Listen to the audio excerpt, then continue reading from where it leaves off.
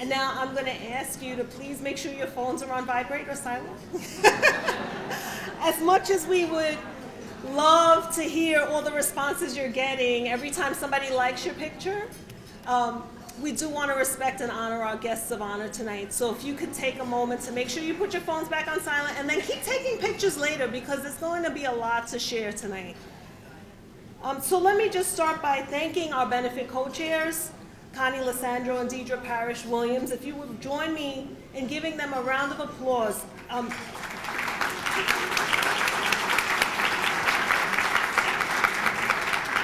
For any of you who have done major events like this, you know that it takes coordination, connections, and commitment. And we are really grateful for your energy, for your positivity, and for your desire to create change and help us as the board move this organization forward. So thank you so much. They've done an amazing job of recognizing our sponsors. So in the interest of time, I won't repeat that. But I do want to also thank the committee of volunteers who spent many weeks helping us plan that event. So please thank you so much on behalf of the board. I've been on the Erase Racism board, I think now for 12 years. And I was just made the co-chair of the board this past year. I am here instead of the other co-chair of our board, which many of you know, who's kind of our renowned co-chair, Howard Glickstein, who was, everybody yes, give a little shout out to Howard. Howard could not be here tonight because he is in Shanghai attending a Touro Law School conference on the Jews of Shanghai. And this is actually the first time he has not attended our benefit. So I send greetings on his behalf, and thank you so much for your support of this event. I also want to take a minute because we have so much support here from elected officials at every level of government on Long Island and in the state. So I would please ask, if you are in an elected capacity of any kind, to please stand and be acknowledged by the room.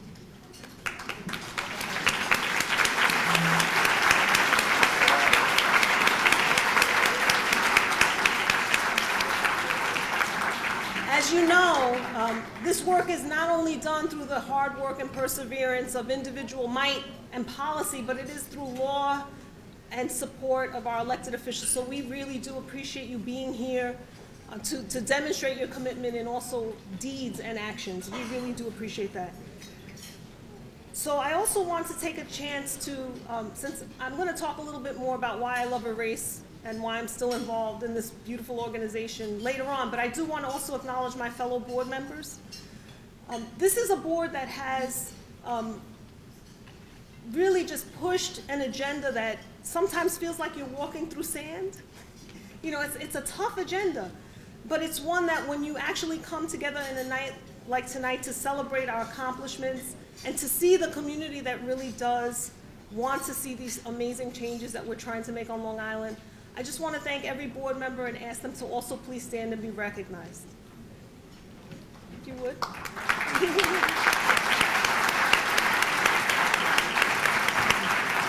Thank you. It is really my privilege and honor to be amongst this group of people. I learn from them at every board meeting, and I hope to give as much as I can receive from each of them. So now I'd like to introduce Marge Rogatz, who is a member of our board, who is really, when I think of Marge, I think of the embodiment of advocacy. In a word, she is just, she's chair of community advocates. She's been a member of the board of Erase and actually been engaged with Erase since its inception as just an idea. And I just want to say it's been my privilege to work with you, Marge. You've been a leader in so many ways, and we really would not be here if it were not for Marge's commitment and passion for this work. So the first Labor Leadership Award will be presented to 1199 SEIU UHE by our founding board member, Marge Rogatz.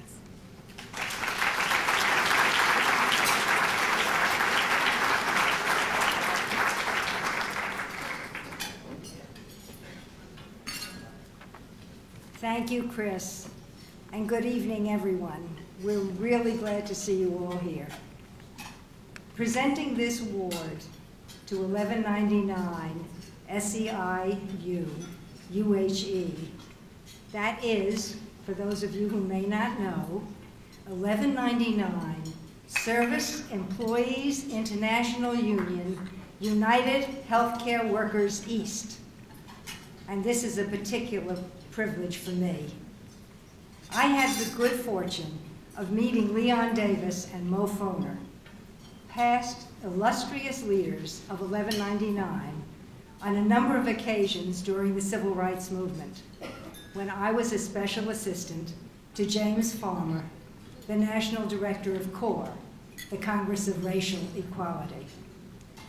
I also was present, yes,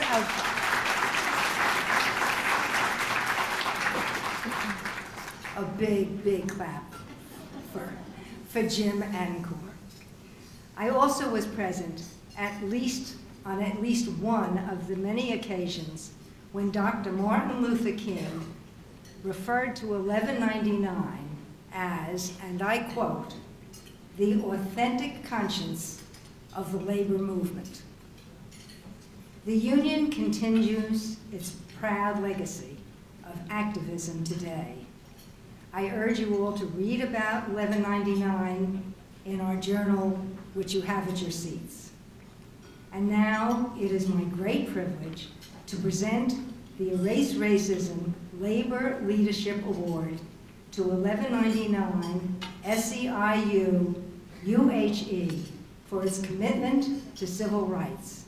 Please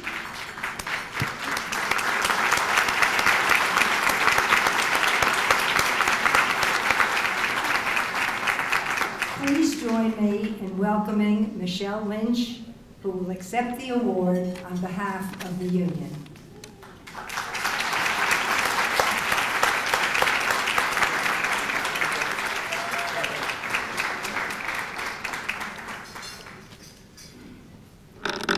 Our President George Gresham sends his deepest regrets that he is not able to attend to personally accept a Race Racism Award to 1199 UHE. We recognize the important work Erase Racism is doing on Long Island to end racism in education, housing, and healthcare. This work goes hand in hand with the work we do.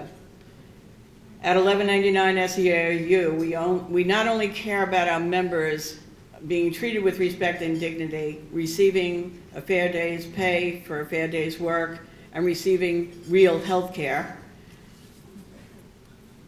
Importantly, we also care about social and economic justice issues, everyone having meaningful opportunities for their families and neighbors, ensuring they have adequate community resources, including quality schools for all children, quality health care for their families, and access to good housing.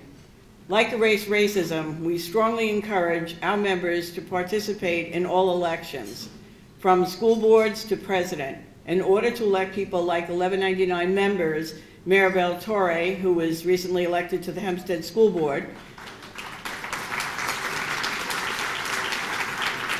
and Melissa Marks Verito as the New York City Council Speaker. As we witness increasing segregation in housing and education and attempts to disenfranchise and suppress voting rights, we have to recommit our efforts to protect and enhance the accomplishments of the civil rights movement. We have to partner or form broad coalitions like Reverend Barbara and the Moral Monday movement, join the campaign to raise the age, fight the Fight for 15, pass the Farm Workers' Rights Bill, and end the cradle to prison pipeline to mass incarcerations. We have to use the tools Erase Racism uses to uncover structural and institutional racism that divide our communities and that prevent construction of projects such as Reverend Coverdale's Family Community Life Center, which is presently in talks with the YMCA to partner with them, and that includes housing that benefits everyone in our communities.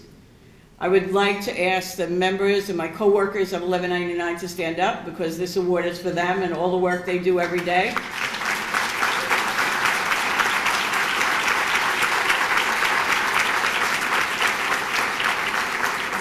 And again, on behalf of George Gresham and the members of 1199, we want to thank Erase Racism for the Labor Leadership Award and encourage everyone here to stay active and support the important work of Erase Racism. Thank you.